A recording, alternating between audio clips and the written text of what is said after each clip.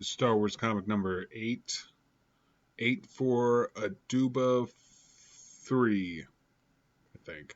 So the plot of this comic was that Han Solo gets this job to save a planet or a community from this awful tyrant, this leader of these evil bandits or whatever that come and like steal their wives and girlfriends and stuff, along with all the normal bandit stuff, stealing and killing. So Han Solo puts his team together, and the people who join his team are like the most comic booky people ever. One of them's like a cat that shoots quills, I think they said they were. And he's a cat person. Like as soon as you see him, he's just some cat person.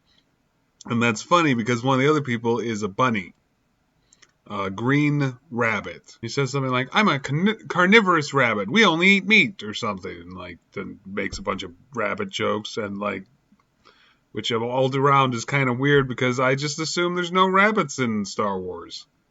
But they talk about it like they've all seen rabbits and it's just like whatever. But as this team's put together, it feels like we step out of Star Wars and into somewhere else in the Marvel universe because they feel much more like a random comic book team, a team of superheroes of some kind that just happened to show up when Han Solo needed them most or something. It just didn't. It felt a lot less like Star Wars than these comics normally have. And truthfully, a lot of it feels just kind of silly and not in like a fun way. Just got to one of those points where it just like it's like the moment Jar Jar Binks shows up on screen in the Phantom Menace when you're just like, is this what Star Wars is now? I guess it is.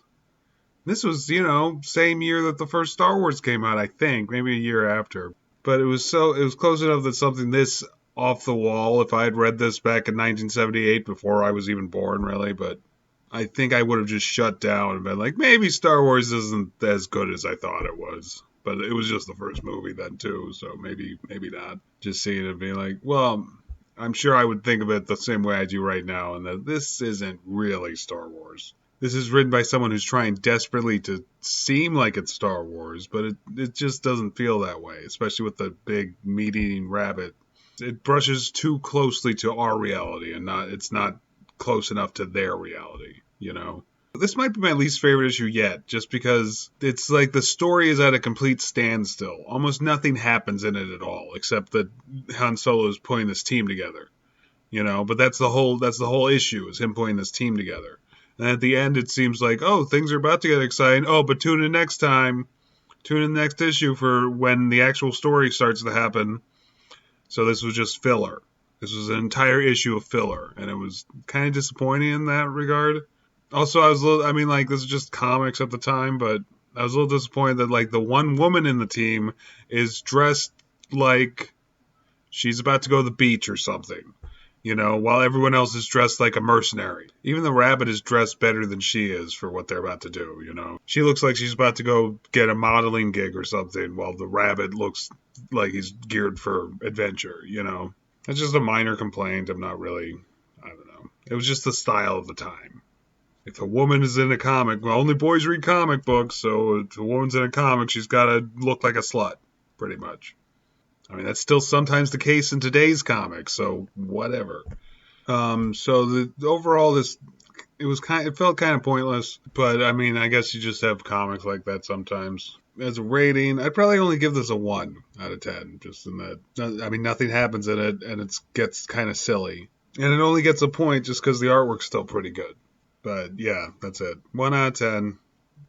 I feel kind of bad, but not all of Star Wars is good. That's still higher than the Phantom Menace. So just barely better than the Phantom Menace. Just because it's a story that just simply does not go anywhere. That just makes me think, like, why even write the issue then? If there's no story that doesn't go anywhere, and you're just going to waste time for 30 pages. Don't write it. Don't write that issue. Whatever. It's over.